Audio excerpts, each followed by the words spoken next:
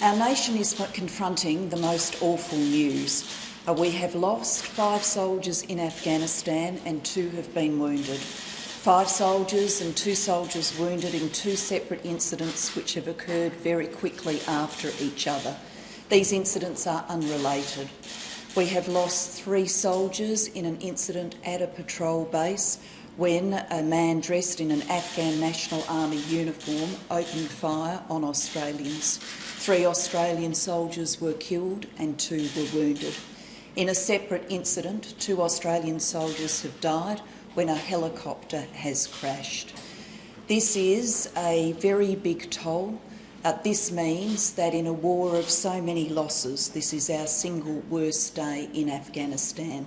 Indeed, I believe this is the most losses in combat since the days of the Vietnam War and the Battle of Long Tan. This is news so truly shocking that it's going to feel for many Australians like a physical blow. This is news so saddening that many are going to feel the immense weight of it. And if we are feeling that, then it is hard to imagine what the families of these 5 men are feeling. Their loss is immense, their grief will be sharp, and our condolences go to each of them as they are confronted by this news. Our Australian Defence Force family too will be grieving. The mates of these men, people in the Australian Defence Force more broadly, will feel this very deeply. In particular, our hearts go out to those who are in the field, to the people who are now hunting down or endeavouring to hunt down the Afghan who has killed Australians, to those who are in the field on the search and rescue mission associated with the helicopter crash. Our thoughts are very much with them as they continue to show resolve in the face of such incredible sadness. Whilst it will be cold comfort to many for me to say so, I will say that as we absorb this news, it is important that Australians understand this is a war with a purpose and it is a war with an end. We went to Afghanistan because we knew that in Afghanistan people had been trained who came and took Australian lives. We are only a few short weeks away from the 10-year commemoration of the loss of life in Bali, people trained in Afghanistan. So we went for the right reasons in our national interest to prevent Afghanistan being a safe haven for the terrorists who would come and kill Australians and kill so many innocent others. This is a war with a purpose and it's a war with an end. We have already entered transition in Uruzgan province. We expect the process of transition to take 12 to 18 months, and after the process of transition is completed, the bulk of the Australian forces will be able to come home. Some forces will remain to support with training, and we have left open a potential role for continuing special combat forces.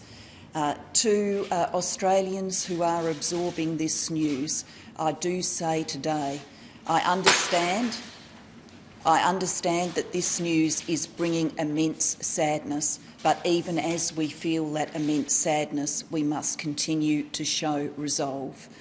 As Prime Minister, I have spoken to families who have lost loved ones in Afghanistan. I've attended a lot of funerals, and one of the things that has always struck me is the resolve of family members to complete our mission. It is for us to show the same resolve. I'll take questions on this matter and this matter alone. Prime Minister, how will this affect your travel plans? I will return to Australia this evening. I have spoken to Prime Minister Poona of the Cook Islands. I have explained the circumstances.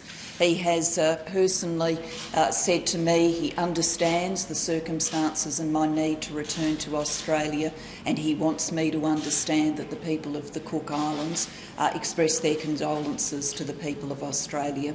So Richard Marles will represent Australia at the balance of the Pacific Island Forum. This is an important meeting for Australia, but in the wake of this news, I've made the judgment call that it is appropriate for me to return. That will mean that I can be in Canberra tomorrow to receive the most extensive briefings about each of these incidents. Prime Minister, are you willing to contemplate any change to the withdrawal timetable from Afghanistan? No, I'm not. Prime Minister, nearly 12 months ago there was a similar incident to this while you were at the Chogam meeting in Perth. What has changed being in Afghanistan to give you faith of the reasons that you stated then for staying the course? What's changed in Afghanistan then that gives you the confidence that we should go on now in light of this incident?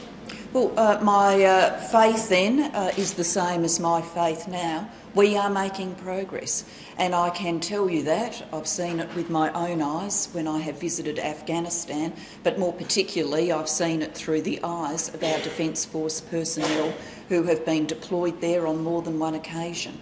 And for our troops who have been there more than once, they can speak to you about the progress that is being made, about the security progress, about the progress in training Afghan troops.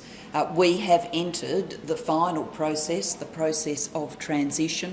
We know that that process will be 12 to 18 months long, and we know that at the end of that, the bulk of our forces will be able to return home. So our strategy is well defined, our strategy is constant, and we cannot allow even the most grievous of losses to change our strategy. We cannot have a circumstance where loss dictates how we will engage in this war and see our mission through.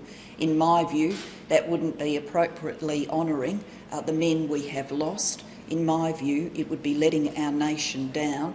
We went there for a purpose, and we will see that purpose through. Prime Minister, the increasing numbers of attacks on Australian and other NATO soldiers from members of the Afghan army is deeply concerning. NATO pointed that out earlier this year.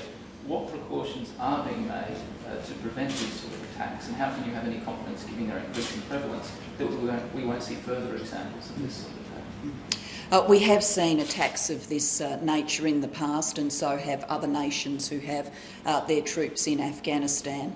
These insider attacks, these green on blue incidents, there have been a number of them. We, in response to the last such incident, reviewed our force protection in Afghanistan and stepped our force protection up. For all the obvious reasons about security, I cannot take you through the individual measures that were taken to step our force protection up. In the wake of this incident, some special measures have also been taken. This incident will now be reviewed. We've lost 3 Australian soldiers. We've seen 2 wounded in this incident. We've lost the other 2 in the helicopter crash. Both will be thoroughly reviewed, and anything that we learn from those incidents will be implemented to better protect our troops. But right now we have force protection in relation to insider incidents that is above that that the ISAF team in Afghanistan adopts as its own procedures. Do you know at this stage that there was a case of Taliban infiltration? No, we don't. We are not in a position at this stage to speak with any confidence about the motivation of the man from Afghanistan involved. We know he was in an Afghan National Army uniform. Apart from that, I'm not in a position to speculate about further details. This is something that's ongoing. The hunt for this person is ongoing as I stand here. Prime Minister, some of the soldiers in Afghanistan must feel uncomfortable, or at least uneasy about training Afghan National Army soldiers when there are these kinds of attacks. What's your message to those who are seeing? We can't speculate on the motivation of this person, but what I can certainly say to you is these insider incidents are very difficult for trust between Australian soldiers and the Afghans that they train. They are corrosive of trust. That is a real difficulty for our soldiers in the field. At the same time, their mission is to train Afghan National Army personnel so that they can provide security for their own nation, and most particularly security for Uruzgan province in which we work. And so for our troops in the field, They do know what the mission is. They know that the mission is about training Afghan National Army soldiers. They know that that mission does come with risks, and we obviously take the best steps we can to deal with those risks based on the best advice that we get from the ADF. Prime Minister, do you believe that public enthusiasm or support for the war will wane further as a result of this? I think people will be incredibly shocked. It is such news of such dimensions that it's very, very shocking. I think people will be very saddened, and I do think many Australians will say to themselves, why are we still there? Why can't we get everybody home? I think there will be that sense in the Australian community. Many Australians will feel that, which is why it is important for me to explain why we are still there, why it's in our national interest to be there, and the timeline in which we will see our troops come home. Okay, thank you very much.